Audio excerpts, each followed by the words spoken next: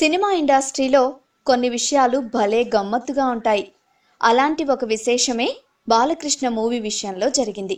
పూర్తి వివరాల్లోకి వెళ్తే 1989 స్టార్టింగ్లో బాలకృష్ణ ఎస్ఎస్ రవిచంద్ర కాంబినేషన్లో బాలకృష్ణుడు అనే మూవీ అనౌన్స్మెంట్ అయింది. రెగ్యులర్ షూటింగ్కు వెళ్దామనుకునే టైంలో మలయాళంలో అప్పటికే రిలీజ్ అయి సంచలన విజయం సాధించిన మోహన్ లాల్ ఆర్యన్ మూవీ చూశారు నిర్మాతలు.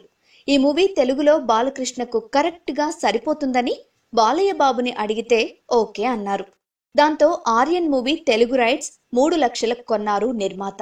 బాలకృష్ణుడు మూవీని ఆపేసి దాని ప్లేస్లో ఆర్యన్ మూవీ కథతో సినిమా ప్రారంభించారు. టైటిల్ అశోక చక్రవర్తి. ఇలా స్టోరీ టైటిల్ రెండూ మారిపోయాయి. అయితే సేమ్ ఆర్యన్ కథతో కొంచెం మార్పులు చేర్పులు చేసి వెంకటేష్ హీరోగా ధ్రువ నక్షత్రం పేరుతో అశోక చక్రవర్తితో సమానంగా ఒక సినిమా షూటింగ్ జరుపుకుంది. 2 సినిమాలకు పరుచూరి బ్రదర్స్ రచయితలుగా పనిచేయటం విశేషం. విచిత్రంగా ఈ 2 సినిమాలు ఒకే రోజు అంటే 1989 జూన్ 29న రిలీజ్ అయ్యాయి. అప్పటికే ముద్దుల మావయ్య ఇండస్ట్రీ హిట్ అయి సంచలన విజయం దిశగా దూసుకుపోతుంది. ఆ ప్రభంజనంలో రిలీజ్ అయింది అశోక చక్రవర్తి. వెంకటేష్ ధ్రువ నక్షత్రం సూపర్ హిట్ అయి 100 రోజులు ప్రదర్శించబడగా అశోక చక్రవర్తి ఫ్లాప్ అయింది.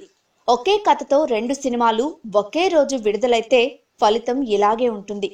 తమ సినిమా పరాజయానికి ధ్రువ నక్షత్రం నిర్మాత కారణమని భావించిన అశోక చక్రవర్తి నిర్మాత పబ్లిక్ గా ఒక పేపర్ స్టేట్మెంట్ రిలీజ్ చేశారు.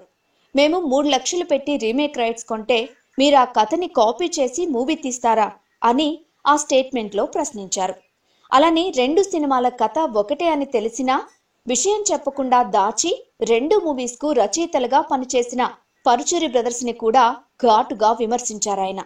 అయితే విక్టరీ వెంకటేష్ కు ఈ వివాదం గురించి తెలిసి కథ గురించి నాకు తెలుసుంటే నేను ఈ మూవీ చేసేవాణ్ణి కాదు అని స్పందించగా బాలయ్య బాబు మాత్రం దానిపై ఎలాంటి కామెంట్ చేయకుండా తన హుందాతనాన్ని ప్రదర్శించారు.